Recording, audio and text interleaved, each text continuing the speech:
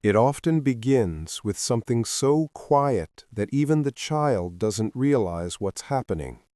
A heavy silence, a fearful glance, a moment where the room feels colder than it should. And in that small, fragile moment, the child notices something adults often miss, that no one is really in control. Their heart makes a promise they never should have made. I'll take care of everything. That's the moment childhood ends, not with age, but with responsibility far too heavy for a child to hold.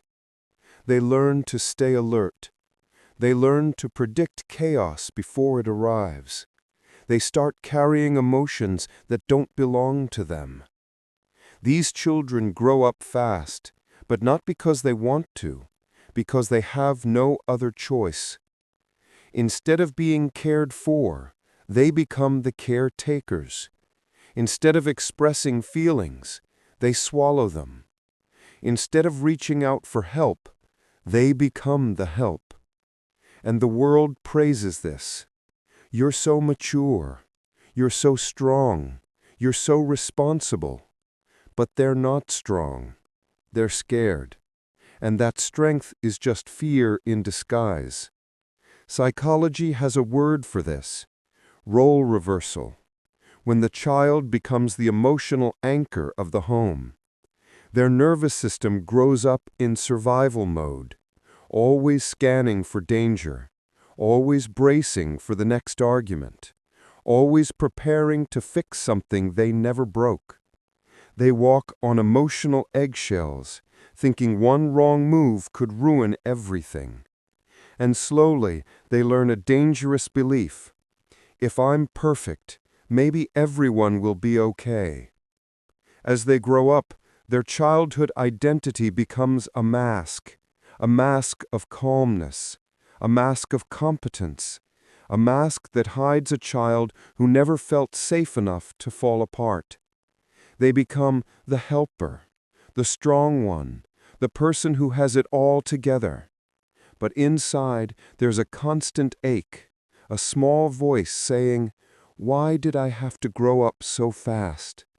A child who had to act like an adult becomes an adult who still feels like a child.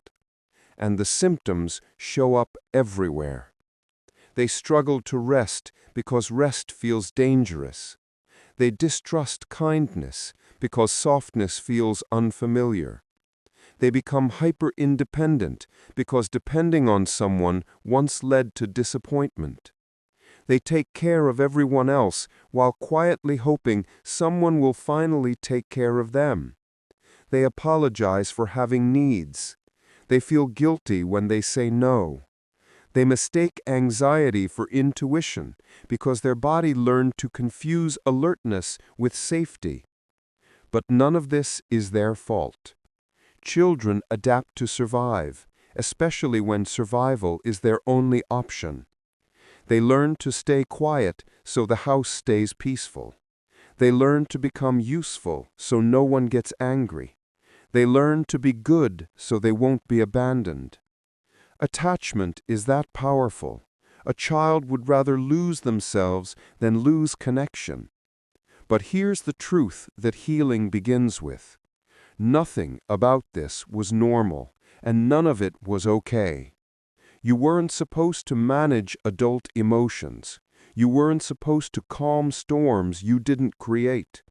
You weren't supposed to carry fear, anger, tension, or grief on your tiny shoulders.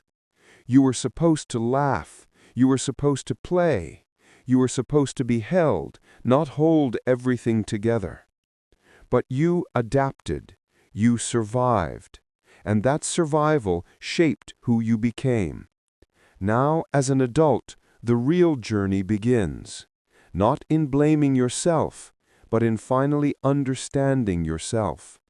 You're not too sensitive. You were trained to sense danger early. You're not too independent. You learned not to rely on anyone.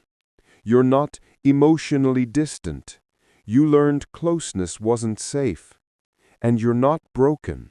You're protected. Protected by coping skills you needed back then, but no longer need today. The first step is acknowledging the child you once were, the child who sat quietly behind closed doors, the child who hoped someone would ask you, "Are you okay?" The child who waited for comfort that never came. That child didn't want strength. They wanted safety. They didn't want responsibility. They wanted rest. They didn't want to grow up early. They wanted to be held. And you can give them those things now. You can sit with your inner child and hear their story. You can give them compassion instead of pressure. You can tell them, "You didn't deserve that. You were just a child. It wasn't your job to be strong." This is how healing begins, through honesty, not avoidance, through softness, not perfection, through presence, not performance. And slowly, something inside starts to thaw. Tears that were once frozen begin to fall. Emotions that were once buried rise to the surface. And the child who carried too much finally feels safe enough to put the weight down. You may feel vulnerable. You may feel like a child again. Good. That means you're undoing years of survival mode. With every boundary you set, you reclaim your voice. With every moment of rest, you reclaim your worth. With every act of softness, you reclaim the childhood you lost. You stop fixing people who never fixed you. You stop choosing chaos because it feels familiar. You stop performing strength to earn love. You begin to grow, slowly, gently, for the first time in the right direction. You didn't get the childhood you deserved, but you still get a future where you grow at your own pace, a future where your needs matter, a future where you don't have to carry everything alone. And this time, you get to grow not because you have to, but because you finally feel safe enough to.